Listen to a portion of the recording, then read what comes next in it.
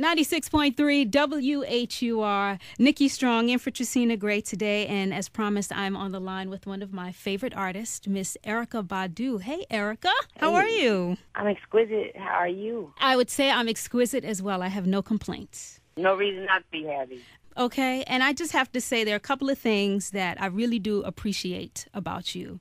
And one thing I wanted to let you know is that in the course of digging into your work, digging into your interviews, digging into who you were, one thing, many emerged, but one thing that did emerge was a woman that endeavored to really live fearlessly, to really not hold herself captive to her fears and insecurities, but really live with courage. And in the process of doing so, hopes to inspire others to do the same. Yeah. And I really appreciate that about you. I do. Thank you. Thank you. I have a whole bunch of questions, but we'll see what we can answer. First and foremost, you are coming into town in August. Right. You're going to be part of the Summer Spirit Festival going down Saturday, August 4th, 4:30 p.m. at the Merriweather Post Pavilion in Columbia, Maryland. Sure. And Right. Chuck Brown originally was supposed to be part of that lineup, but he made the transition, so he recently passed. What thoughts you have about Chuck Brown? I'm really happy we're doing the tribute. I feel excited about it. I feel happy about it. I mean, he started a revolution in D.C. with a very tribal based musical feel, and people like really love it, and it resonates with us still. You know, go-go is so ill to us. And it's just like I don't know, it's part of our DNA, you know, the drums, Definitely. the bells, and the tambourines. And I'm supposed to remind everybody to bring their bells and tambourines for the Chuck Brown tribute. Okay. Even though you've been doing music since your last project, you've dropped several gems, but, you know, the people still want to know, when is the new full-fledged Erykah Badu project coming out, girl? Hello. It's supposed to be the end of this year. I'm really working hard to do that. If I can ever get off the road. I travel 8 months out of the year for the past 15 years. So my main therapy is performing live and connecting with the audience, but I do albums in between when I get a chance, have something to write about. I'm going through an experience because my music is kind of autobiographical. Yeah, at the end of the year. I know we got to talk a little bit about this video. Okay. Let me just tell everyone that there was a video posted online of Erykah Badu and the Flaming Lips collabo of Roberta Flack's song, The First Time Ever I Saw Your Face. Images included Erykah Badu and her sister naked, and in particular, shots of her sister fully nude. You get to see everything. At times, she's covered in what looks like blood, other times glitter, and other times a milky substance. There was a lot of controversy with the video. It's been taken down. Flaming Lips issued an apology. Come to find out, according to Erykah, this version of the video was not authorized or approved by her, and that Wayne of Flaming Lips gave her an impression of a very different video that was to be released.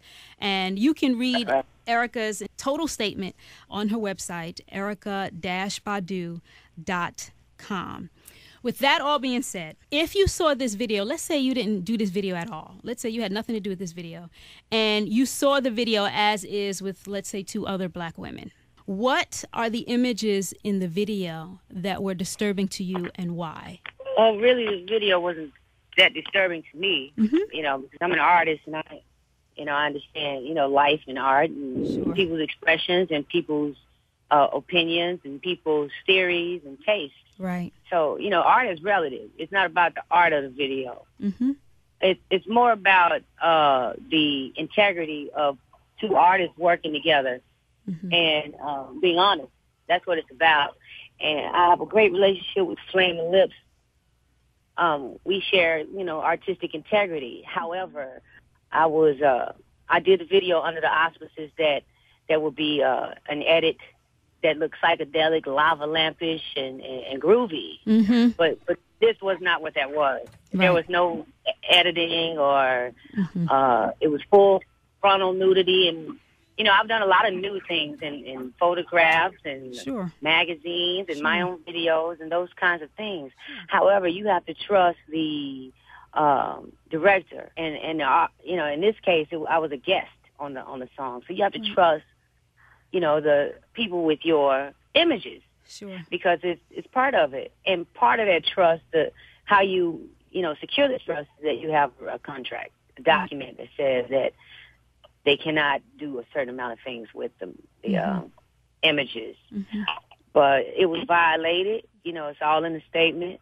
And as media does, of course, in America, when you defend yourself, it's automatically labeled hate, especially for us. Mm-hmm. I saw a documentary with Angela Davis, and someone was asking her why are black people so hateful in the 50s and 60s. And she said, hateful? What do you mean? We defending ourselves. Yeah. After our children are blown up and those kinds of things. Yes. We're supposed to defend ourselves, but then it's labeled in America as hate. So that carries on into this. This is not a situation where it says tragic as that. It's imagery. It's art. Right. I am in no way ashamed of my body, or neither my sister, but that was not the point. The point was that was his trip. That wasn't our trip. And when you have a brand, as an artist, you want to make sure that you communicate with your audience who supports you in the clearest and concise way.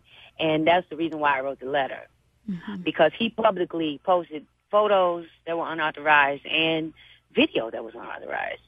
And the press is trying to spin it like, well, you did it. What do you mean? Of course I did. I don't have a problem doing it. But had it been done following the proper protocol, then we would have never had this problem. Or had it been a tasteful video and he didn't ask me, I may not have had such a big problem, but he still would have been checked for that as well, because that's just not the way that artists should behave, amongst each other when trust is involved. We just didn't see that coming, so it was trippy.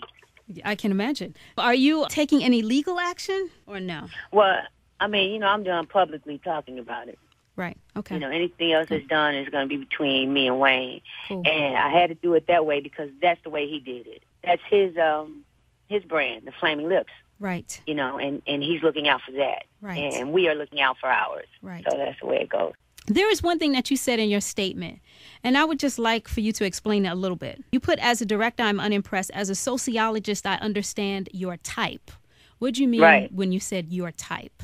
Well, his type, the things he's into, the imagery he's into, how he expresses his hurt, his love, his sexuality. Okay. The video is a very, and the Flaming Lips, period. This is their thing. They're very heavy with sexual connotation. Mm-hmm. And that's a type. That's a type of person. That's the way he expresses himself. And that's what I meant. Very simple. Sociology is like just the way people behave in groups. Exactly. There is one thing that you said in an interview. I have actually lived it for a while, but I had never heard it articulated the way that you did. And you said life is a process of healings. Healing after healing after healing. What experience or perhaps experiences enabled you to come to that epiphany or realization? I don't know exactly what experience, but just, knowing that there's balance. There are great times and there are times when you won't feel so great.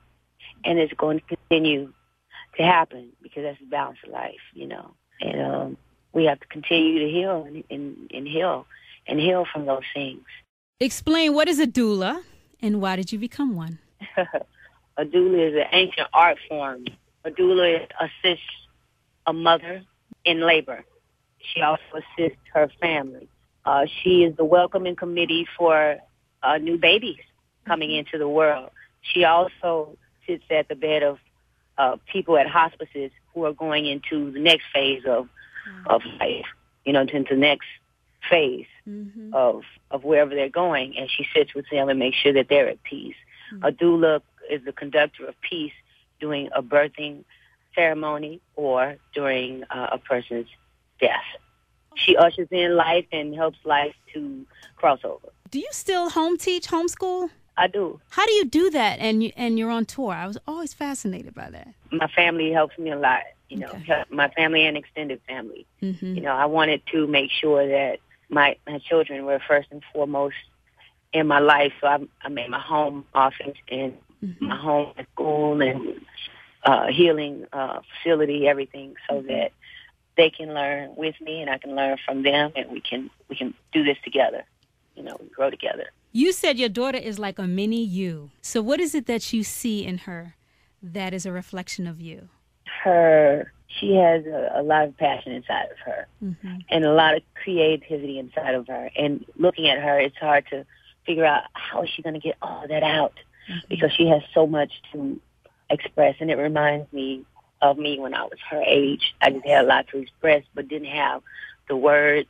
I didn't have the place, and it's just really hard when you don't have that, and see that with her. And I try to make sure that I provide all of the creative outlets that she and her siblings need, to kind of hone their gifts, whatever they may be. You sound like a great mom, Erykah. I feel like one. I really like them a lot. When you have moved on, when you have made your transition, what is the legacy that you want to leave behind? Baduism live, Mama's Gone, Worldwide Underground, New America Part 1 and New America Part 2, whatever comes after that. Amen. Thank you so much, Erykah, for taking the time to do this. I really appreciate it. And it was my pleasure. Yeah, it was definitely my pleasure, too. And I got a kick out of the fact that you tweeted me yesterday. Like, what time is it? Exactly. That was like 2 p.m. Eastern. Okay. Eastern, gotcha. So hopefully I'll get to see you on the 4th. I'd love to see you and meet you in person. At the Summer Spirit Festival. I would love to meet you as well. I'm sure you're going to, whatever. I have a meet and greet after the concert, which is actually my favorite part, where, some of the audience members get to come back and we talk about the temperature of the city, maybe this video, religion, politics, sexuality, love, children, whatever. We just kind of chop it up for a couple of hours and we sit and we talk. And it's my favorite part. I really need that more than they do, probably, but I'm sure there's an equal exchange because, and I would think that would help ground you too, because in the business you can become very insular to a certain extent, and to just be able to talk to folk. Define insular. Insular meaning like you can have people that are all around you that are just people who work primarily in the business, and so it's nice to get a perspective of people who are not just a part of your circle, your immediate circle. Right. You know what I mean? Absolutely. In your business circle. It could be easy to be, to build your own penitentiary, because, really all you need, especially when you work as much as some of us do, all you really need is that team to kind of keep it going. But my advantage is I live in Texas with my family, where my family makes sure that I stay on point and that my my head is good, and they respect my mind. So I really appreciate them in my life. Family is important. Yeah. All right, Miss Erykah. So I'm looking forward to seeing you August 4th. I'm looking forward to the new album dropping before the end of the year. And I'm looking forward in general to seeing the different things that you are pursuing. I heard you're getting into film, back into film. Started as an actor, and it's just time for that phase. Express myself in that kind of way. So yes, it's all fun. So it is all good. Thank you, Erykah, again. Keep being a creative spirit and living your life as a creative person and as a courageous one. One day at a time. Amen. All right, girl. All right. Peace, y'all.